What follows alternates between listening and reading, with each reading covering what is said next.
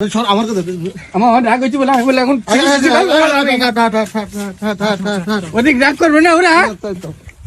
তুই হয়তো মনে করছি আমি বিয়ে করতে যাবো বলে আমি হয়তো এত হুড়োতাড়া করছি, ছেড়ে না বলো ওরা মনে করে রাগ করবে, এই জন্য আমি একটু হুড়োতাড়া করছি। আমার বিয়ে করার আবার অত ঝোঁক না আমার। তোর কাজ বোঝে না, তুই যা করতেছিস তাকে যাওয়া যায় না জানিস। আর এমন ছেলে পাঞ্জাবি পরে রয়েছিস তুই।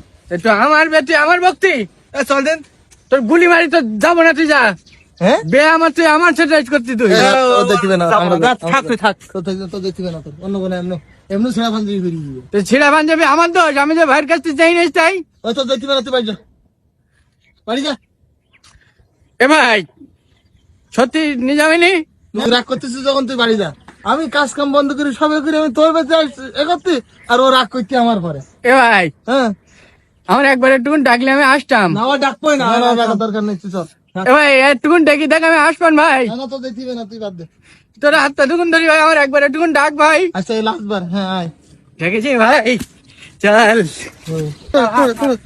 কল দে আবার, তুই কল দিলে আবার তো শ্বশুর কল দিস তো। কাই ধরছে মানে বলে আমরা আইছি গিস। আচ্ছা ধরি বলি, আসসালামু আলাইকুম তালু সাহেব। জি জি আমরা তো এসে গেছি।